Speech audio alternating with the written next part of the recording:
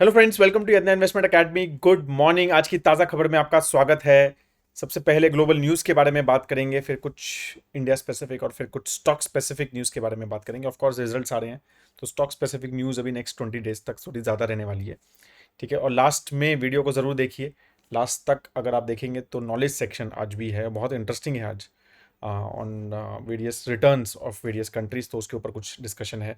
तो लास्ट तक वीडियो को ज़रूर देखिएगा। स्टार्ट करते हैं सबसे पहले ग्लोबल न्यूज़ को। तो ओवरऑल S&P 500, नैस्डैक, डाउ, यूरोपियन मार्केट सब जो है वो पॉजिटिव्स में थी कल जो है। और मेजर रीजंस जो थे वो यही थे ऑफ कोर्स कि जो इसराइल और ईरान का जो वॉर की सिचुएशन हो गई थी या जो ऑल्टरकेशंस हुई थी, उसमें एक थोड़ा ठंडापन आया है बेसिकली, क्योंकि जिस तरह की स्टेटमेंट्स आ रही हैं फ्रॉम ईरान साइड और इसराइल साइड, वो इस तरह से आ रही है कि they also don't want to escalate. ठीक है, तो ये इस वजह से जो है ओवरऑल मार्केट्स ने थोड़ा एक सूदिंग, क्योंकि लास्ट वीक जो है काफ़ी ज़्यादा गिरा था। मैंने जैसे बात भी की थी कल वाले वीडियो में भी कि नास्डैक 100 ऑलमोस्ट 5.5% लास्ट वीक गिरा था। तो ऑफ कोर्स एक थोड़ा सा उसमें एक रीबूट टाइप जो है वो थोड़ा आया है। टेस्ला के शेयर्स जो है वो इलेक्ट्रिक व्हीकल जो सेगमेंट है उसमें कंपटीशन जैसे जैसे बढ़ रहा है, तो टेस्ला के जो कंपनी के जो शेयर्स हैं वो थोड़े गिर रहे हैं, और ऑलमोस्ट 40% मेरे ख्याल से कुछ इस साल जो है वो शेयर्स गिर चुके हैं बिकॉज ऑफ द कंपटीशन। उन्होंने प्राइस जो है वो कंसिस्टेंटली टेस्ला जो है अपनी कार्स के कम कर रही है to maintain the market share. 10 year G sec yield अभी भी 4.6 प्लस चल रहा है। ठीक है, तो वो ऑफ कोर्स कुछ कुछ मतलब अभी फ्राइडे को एक डेटा कुछ कुछ है कंज्यूमर सेंटिमेंट के ऊपर, उसके ऊपर डिपेंड करेगा कि आगे मार्केट इंटरेस्ट रेट्स कट को किस तरह से एक्सपेक्ट कर रहा है, उसकी प्रोबेबिलिटी कैसे देख रहा है। ठीक है, तो वो वैसा चलेगा जब तक ये इंटरेस्ट रेट्स की प्रोबेबिलिटी इंप्रूव नहीं होती, इन्फ्लेशन के नंबर्स और जो ग्रोथ है वो थोड़ी स्लो डाउन नहीं होती। ठीक है, तो ये दोनों चीज़ें हैं, इन्फ्लेशन थोड़ा नीचे आए या फिर ग्रोथ थोड़ी नीचे आए, दोनों में से एक अगर चीज़ें नीचे आती हैं, right, then only interest rate cuts जो हैं वो एक्सपेक्टेड हैं मार्केट में। और यही चीज़ जो है इसकी वजह से मार्केट्स अभी इंटरेस्ट रेट्स कट, क्योंकि दोनों अभी थोड़े हाई पे हैं एक्सपेक्टेशन से। ऑयल प्राइजेज जो है वो भी $87 से कम हो गए हैं, जैसे जैसे थोड़ी सी टेंशन जो है एज आई सेड इसराइल और ईरान के बीच में थोड़ी कम हुई है। तो वो 90 प्लस चले गए थे, तो वो अब थोड़े से 87 से कम आ गए हैं। और ऑफ कोर्स एक ओवरऑल ग्लोबल डिमांड जो है वो भी एक उसको नीचे लेके आ रही है, जबकि सप्लाई कट्स कंसिस्टेंटली जो है ऑयल्स में चल रहे हैं। ठीक है, और अगर कुछ इंडिया स्पेसिफिक न्यूज़ देखें तो एक ऑस्ट्रेलिया बेस्ड मैक्वायर ग्रुप है, काफ़ी फेमस एनालिस्ट भी हैं। तो वो they are planning to invest almost $1.5 billion in India's EV platform. ठीक है, फ्लीट इलेक्ट्रिफिकेशन के ऊपर basically they are planning to focus. एक वर्टेलो करके उनका एक प्लेटफॉर्म है जो फिनेंसिंग देता है, फ्लीट मैनेजमेंट करता है, charging infrastructure solutions basically create करता है, राइट। तो इन सब चीज़ों पे उनका थॉट प्रोसेस है। They are planning to buy almost 2000 electric cars in India and 2000 buses, right, next to 3 to 5 years में। ठीक है, to basically promote this platform. तो ये चीज़ें चल रही हैं। तो मतलब ऑब्वियसली इलेक्ट्रिक व्हीकल्स में ग्लोबली एक थोड़ा slow down because of the various competition. China के जो कंपनीज हैं वो they are be creating more competition across the market. एक बहुत अच्छे प्रोडक्ट्स चीपर प्राइस पे जो हैं अवेलेबल हैं अक्रॉस द ग्लोब। तो इसकी वजह से और बहुत सारी कंपनीज अब एंटर कर गई हैं। Tesla was the first mover kind of thing, तो बहुत सारी कंपनीज एंटर कर गई हैं। तो ऑफ कोर्स अब जो है नई नई मार्केट, जैसे India is still a very nascent market अगर हम इलेक्ट्रिक व्हीकल्स के बारे में बात करें, तो of course lot of companies have a lot of focus here. And Tesla की भी बात चल रही है ना इंडिया में आने की, तो इसलिए भी एलॉन मस्क के भी विजिट, तो ये सारी चीज़ें अभी of course they will look eight other markets apart from the develop markets, because competition जैसे जैसे बढ़ेगा मार्जिन कम होंगे। ठीक है, तो वो सारी चीज़ें वहाँ पर अब ये इम्पैक्ट रहने ही वाला है। अगर कुछ स्टॉक स्पेसिफिक न्यूज़, तो एच डी पी फाइनेंशियल का जो ऑफर दिया था जापान के MUFG, Mitsubishi UFG financial group ने एक $1.7 बिलियन का ऑफर दिया था उन्होंने माइनॉरिटी स्टेक में। जो उनका जो HDFC बैंक का जो कंज्यूमर लेंडिंग बिजनेस है SDP फाइनेंशियल, जिसकी एक IPO आने की भी बात चल रही है, तो दे आर कंसिडरिंग टू स्वीटन, मतलब उसको थोड़ा सा वैल्यूएशन बढ़ाने की बात चल रही है, क्योंकि वो अभी भी जो डील है वो फाइनल नहीं हुई है। ठीक है, तो ऐसा चल रहा है कि वो 20% स्टेक जो है SDB फाइनेंशियल सर्विसेज में, मतलब they are interested to take. तो ये सारी चीज़ें वहाँ पर चल रही हैं।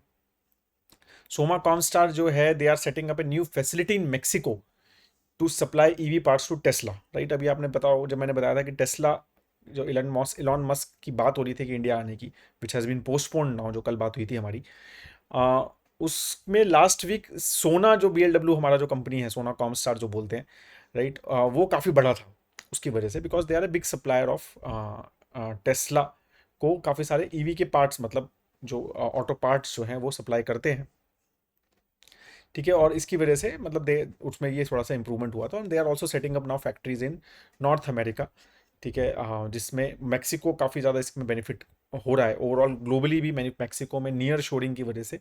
और जैसे जैसे US का ध्यान, मतलब they are wanted to diversify from China, तो मैक्सिको को काफ़ी इस सब चीज़ों का बेनिफिट हो रहा है। तो they are also setting up this facility in Mexico, ठीक है। एंड ऑलमोस्ट 40% रेवेन्यू ऑब्वियसली सोना का जो है वो नॉर्थ अमेरिका से आता है, तो सप्लाई चेन एफिशिएंसीज बढ़ेंगी, तो ये सारी चीज़ें वहाँ पर चल रही हैं।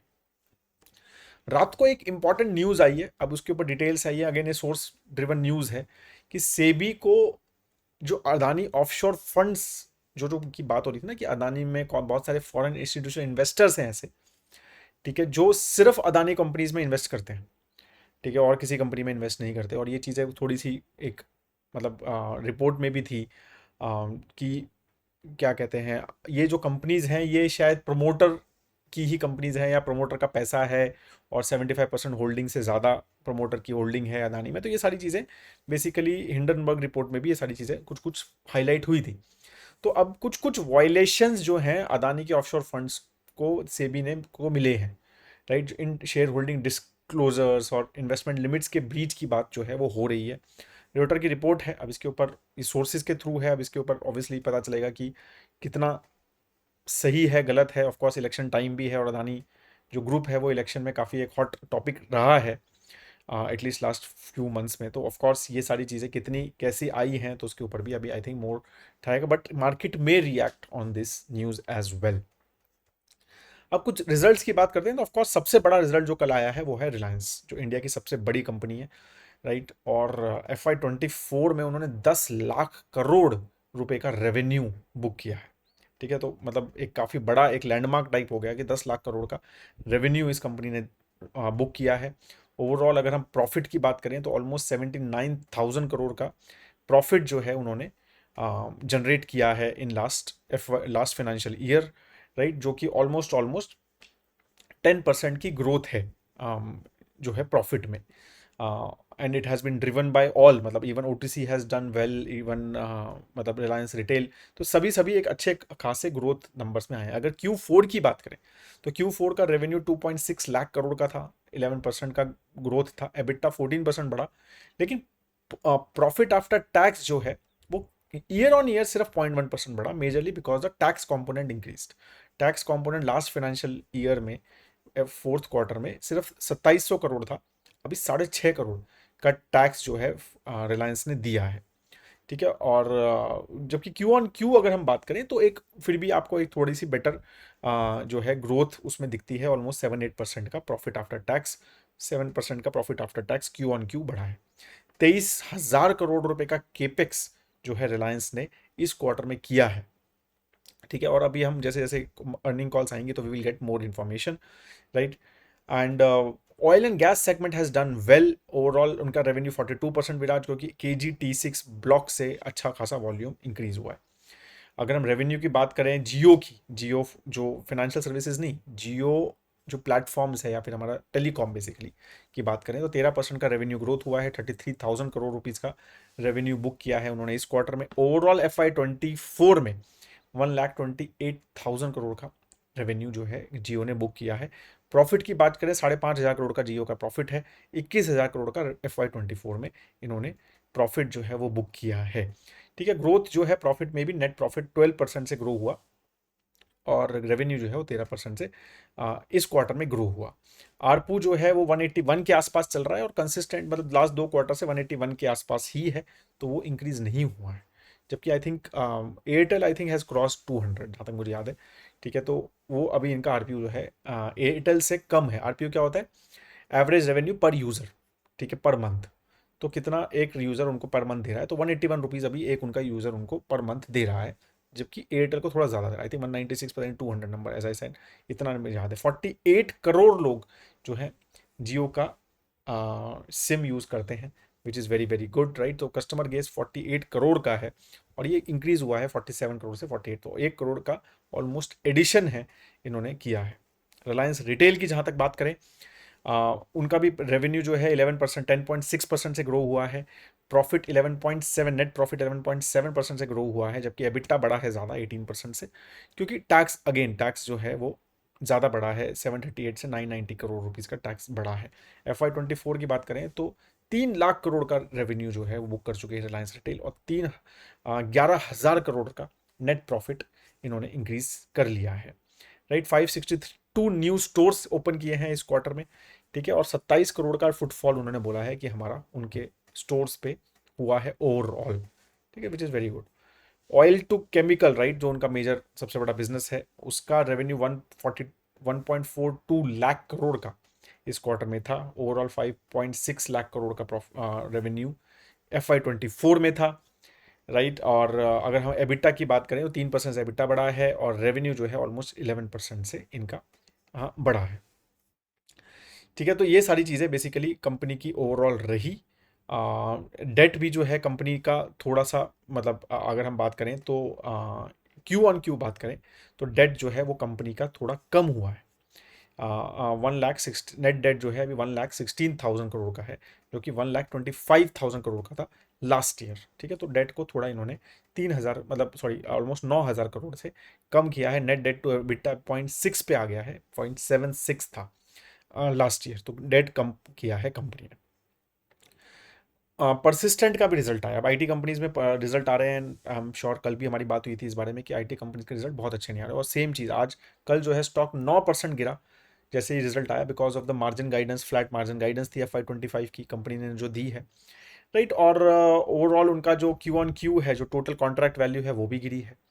जबकि अगर Q-on ग्रोथ वाइज देखें तो एक decent year on year growth company ने दिया है। रेवेन्यू जो है वो ऑलमोस्ट 25,000 करोड़ का, सॉरी 2,590 करोड़ का, 2,500 करोड़ का, मिलियन में था वो नंबर, 2,590 करोड़ का जो है 15% का ग्रोथ था। पैट भी ऑलमोस्ट 25% ईयर ऑन ईयर बढ़ा है, लेकिन मार्जिन्स की वजह से और टीसीवी जो कम होने की वजह से markets didn't like the results very well, and that's why it decreased. Tejas network का रिजल्ट आया है। तेजस नेटवर्क का भी आई थिंक वीडियो भी प्लान्ड है हमारा, पता नहीं बन गया है।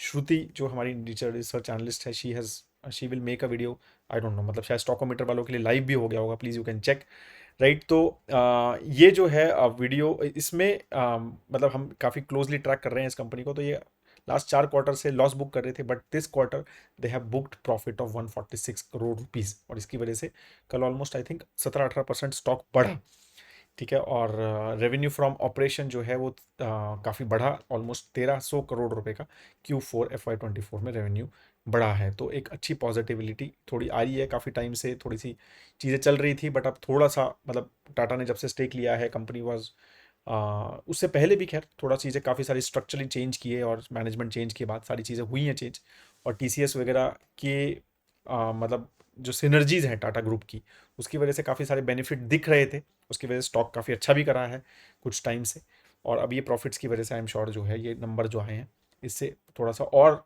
स्ट्रॉन्ग बिलीफ आएगा इस स्टॉक में। ये हमारे रडार पे रहता है, दो it is not part of our model portfolio, but definitely it always हमारे लास्ट एटलीस्ट 2-3 क्वार्टर से काफ़ी क्लोजली हम इसको ट्रैक करते हैं, और एज अ सेड वीडियो काफ़ी जल्दी ही आपका इसके ऊपर आने वाला है। Hatsun Agro is also a video which I think recently we made on Stockometer. उनका भी रिजल्ट काफ़ी अच्छा आया। डेयरी कंपनी जो है उन्होंने ऑलमोस्ट 100% का प्रॉफिट ग्रोथ जो है मार्च क्वार्टर में दिया है। काफ़ी स्ट्रॉन्ग ऑपरेटिंग परफॉर्मेंस है। 14.5% का रेवेन्यू ग्रोथ भी जो है उनका आया है। एक डेयरी कंपनी है, तो ऑफकोर्स डेयरी कंपनी काफ़ी सारे रिस्ट्रिक्शंस होते हैं because of the perishable products which they make, और फिर competition with Amul, but they are in south, तो जहाँ ज़्यादा नहीं फेस करते हैं ये। बट प्राइवेट कंपनी, बिकॉज एक कॉर्पोरेट सिस्टम ज़्यादा चलता है और ज़्यादा वर्क करता है इस सेगमेंट में, but they are one of private company which are doing decently well in this segment, and we definitely track them as well. कल गुजरात स्टेट पेट्रोनेट का स्टॉक भी 20% गिर गया, मेजरली बिकॉज अगेन रेगुलेटरी जो ये सब होता है ना, रेगुलेशंस कितना ज़्यादा बड़ा रिस्क होता है, स्पेशली इन PSUs। वो यहाँ पर एक काफ़ी ज़्यादा दिखा, IEX में दिखा हमें, मतलब जबकि वो PSU नहीं है, बट वहाँ पर भी एक हमें एक ये चीज़ दिखी, और अब एक सेम चीज़ हमने गुजरात स्टेट पेट्रोनेट पे देखी। ये स्टॉक हमारे पोर्टफोलियो में काफ़ी टाइम तक था, आई थिंक फरवरी में ही हमने वैल्यू पोर्टफोलियो लास्ट जो था इसमें था, वो उसको एग्जिट लिया था। तो 20% का लिए गिरा है। Again we no one expected it, I don't think कि इसकी वजह से कंपनी में मतलब हमें पता था और इसलिए हमने निकाला, ऐसा नहीं है। This was completely out of, मतलब we were just lucky I think कि हमने इसको फरवरी में निकाला। बट अगर इस न्यूज़ के पर्पज़ के हिसाब से देखें, बट टैरिफ जो है वो रिड्यूस किया है, जो 18 रुपीज़ पर metric million British thermal unit MMBTU कर दिया है 34 से, जो रेगुलेटरी अथॉरिटी है नेचुरल गैस की, PNGRB। और जबकि GSPL ने रिक्वेस्ट किया था उसको 34 से 50 करने का। तो काफ़ी ज़्यादा डिफरेंस था रेगुलेटर के व्यू में, केपेक्स के व्यू में, ओपेक्स के व्यू में, और सब चीज़ों के डिविज़र वगैरह काफ़ी कॉम्प्लिकेटेड तरह से कैलकुलेशंस होती हैं, ठीक है। तो उसमें रिव्यू काफ़ी डिफरेंस था, तो 34 से उन्होंने 18 कर दिया, कंपनी 50 चाह रही थी अब, तो इसकी वजह से ऑफकोर्स मार्केट ने उसको नेगेटिव लिया। आज जो रिजल्ट्स आएंगे, Tata consumer results definitely we will focus on, Tata Elxsi I think we will also focus, ICICI pru life, ठीक है। तो ये तीन, तो definitely I will personally look at Mahindra and Mahindra financial services also, और result which mostly we will, my team will look at overall, अगर हम आज के रिजल्ट्स की बात करें तो, ठीक है। तो that is all on the topic. अब हम बात करते हैं आज का जो नॉलेज सेक्शन है। तो एक इंटरेस्टिंग नॉलेज सेक्शन है, काफ़ी सारी क्वेश्चंस आते हैं इस चीज़ के ऊपर कि Indian markets US dollar term में कैसा करती है, ठीक है ना। तो ये स्पेशली जब हम NRIs वगैरह से मैं बात करता हूँ, इंडियन NRIs से, मिडल ईस्ट में, US में, या UK में, या ऑस्ट्रेलिया में बहुत सारे NRIs हैं, और US markets of course has done very well also. तो एक प्रेसिडेंस भी है, एक रिसेंसी बायस की जो बात होती है वो सब चीज़ें भी हैं। तो काफ़ी सारे मतलब NRIs को लगता है कि यार इंडियन मार्केट में क्यों इन्वेस्ट करें, इंडियन मार्केट में तो करेंसी डेप्रिसिएशन हो जाता है, और फिर उसकी वजह से जो है कुछ पैसा बनता नहीं है, और ये मतलब जो रिटर्न दिखते हैं तुम्हें, जो दिखते हैं, हम US डॉलर टर्म में देखें तो हमें कुछ ज़्यादा दिखता नहीं है। तो ये एक काफ़ी ज़्यादा NRIs का एक कंप्लेंट टाइप यार रहती है कि यार एक्चुअली कुछ रिटर्न आता है क्या इंडियन मार्केट्स में, स्टॉक मार्केट्स में, इससे अच्छा हम US मार्केट में ही ना ही डाल दें सारा का सारा पैसा। और तो उसमें मतलब वट क्या डिफरेंस रहेगा। तो बेसिकली आई थॉट कि मैंने कहा यार एक एनालिसिस कर लेते हैं लास्ट 10 साल का, कैलेंडर रिटर्न्स के हिसाब से कर लेते हैं, ठीक है। और ये जब नंबर्स देखे मैंने, ये US डॉलर टर्म में है कि भाई S&P 500 जो इंडेक्स है वहाँ का, इंडिया का निफ्टी 50 लिया है मैंने, निक्की 225 जापान का लिया है, SSC कंपोजिट चाइना का लिया है, FTSE UK का लिया है, ठीक है। तो ये 5 बड़े बड़े इंडिसेस ले लिए और उनको देख लिया कि भाई क्या ग्रोथ रही है US डॉलर टर्म में। अब डॉलर टर्म में क्या क्या ग्रोथ बेसिकली इन कंपनीज की रही है, तो ये चीज़ से क्लियर हो जाएगा ना बात अपनी, कि भाई हम कितना बुरा कर रहे हैं, ठीक है। क्योंकि रुपी डिप्रिसिएशन का चक्कर खत्म हो गया अब इसमें। तो वैसे अब निफ्टी 50 ने लास्ट 10 साल में मेरे ख्याल से 13-14% का कैगर है, अब यहाँ पर आ रहा है कितना, 9.68% का, ठीक है ना। तो निफ्टी 50 ने लास्ट 10 साल का कैगर में 9.68% रिटर्न दिए, S&P 500 ने 10% दिए। तो मतलब अगर हम देखें, जो कि बात की जाती है कि भाई last decade was a US market decade, US market did very well, ठीक है। और इंडियन मार्केट इतना अच्छा नहीं किया था लास्ट डेकेड में, डिड वेल बट नथिंग, मतलब जितना एक्सपेक्टेड था। नेक्स्ट डेकेड की बात हो रही है, या नेक्स्ट 6 साल 10 साल की बात हो रही है, तो ऐसा बात करिए कि इंडियन मार्केट का डेकेड है। तो अब जब हम, इंडिया का डेकेड ही नहीं था उसमें भी we are very close to S&P 500, राइट। तो हमने डॉलर टर्म में बहुत बुरा नहीं किया, ठीक है। और आगे का जो टाइम है, जो अपॉर्चुनिटी है, वो ऐसा लगता है कि और भी अच्छी है। US मार्केट में तो ग्रोथ जो है वो मैग्निफिसेंट 7 वगैरह की जो बात हो रही थी, मैंने एक और नॉलेज सेक्शन किया था इसी चीज़ के ऊपर, कि जो मेजर ग्रोथ है वो 7 स्टॉक्स की है, वो बहुत ही ज़्यादा कॉन्सेंट्रेटेड ग्रोथ है। बाकी सब चीज़ें देखिए, अगर 493 स्टॉक्स को देखें तो आई एम श्योर ये जो 10% है ये शायद 5 या 6% पे रह जाएगा, राइट। तो वो, अब मैं वही कह रहा हूँ कि वो एक ग्लोबल कंपनीज हैं, उनका एक ऐसा बिजनेस मॉडल उन्होंने डेवलप किया है कि भाई इंडियन मार्केट भी उसमें कंट्रीब्यूट करती है एक सर्टन लेवल, राइट। तो वो एक US मार्केट की एक अच्छाई है। बट अगर आप इंडिया में इन्वेस्ट कर सकते हैं और इंडिया को अच्छा सोच रहे हैं, और US मतलब NRI है, तो मुझे लगता है कि you should not miss Indian market as well, and this returns are telling you this, ठीक है। तो अब अगर आप ईयर वाइज रिटर्न्स भी देखेंगे तो 2014 में इंडियन मार्केट ने 29% रिटर्न दिए डॉलर टर्म्स में, ठीक है। और बाकी तो कोई कंपैरिजन ही नहीं है, निक्की इज 49.92, जबकि Japan is all time high again, China तो 1.89%, और UK डॉलर टर्म्स में तो नेगेटिव ग्रोथ है। ठीक है, तो इस तरह से आप चीज़ें समझिए कि हम जो हैं even in US dollar terms after depreciation को देख के भी our Indian markets have done very well. We are very close to US markets. And expectation is कि next 5-10 years is much better. ठीक है ना, तो अगर आप एनआरआई हैं या फिर आपके फ्रेंड्स और फैमिली में एनआरआईज हैं तो यू शुड टेल देम कि आप थोड़ा डाइवर्सिफाई करो। अगर वो इंडिया में मार्केट में इन्वेस्ट नहीं करते हैं इक्विटी मार्केट्स में और यूएस में ज़्यादा करते हैं तो बिल्कुल आप बाहर रहते हैं। ठीक है, तो आई एम नॉट सेइंग कि यू शुड कंप्लीटली एग्जिट और सिर्फ इंडियन मार्केट में करो, तो आपका काफ़ी सारे आप खर्चे करते हैं तो यूएस डॉलर वगैरह आपका एक इंपॉर्टेंट वो है। और US market is of course very strong. ठीक है, तो बड़ी मार्केट है, बहुत बड़ी मार्केट है, सबसे ज़्यादा इनोवेशन होती है, तो मैं उसमें ये नहीं कह रहा हूँ कि नहीं करना चाहिए, बट डाइवर्सिफाई करो। ठीक है, इंडियन मार्केट में आपके पास एक अपॉर्चुनिटी, आप एनआरआई हैं तो आपके लिए बहुत ईजी भी है इन्वेस्ट करना। ठीक है, तो वो चीज़ आप मिस मत करो। तो that's what I always tell people and you can see कि how we have performed, we have not perform very badly.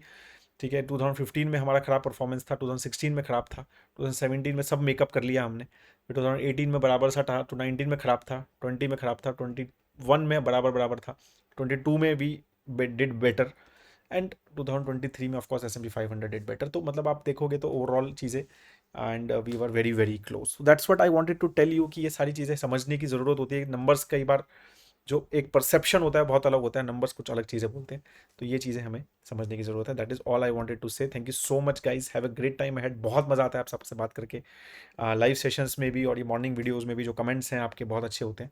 ठीक है, तो अगर आपके कुछ और कमेंट्स हैं, कुछ सजेशंस हैं या कोई चीज़ आप अलग चीज़ बताना चाहते हैं, आप अपना कोई व्यू शेयर करना चाहते हैं ऑन एनी न्यूज़, तो please do right in the comment section. That is all, have a great time ahead. जय हिंद।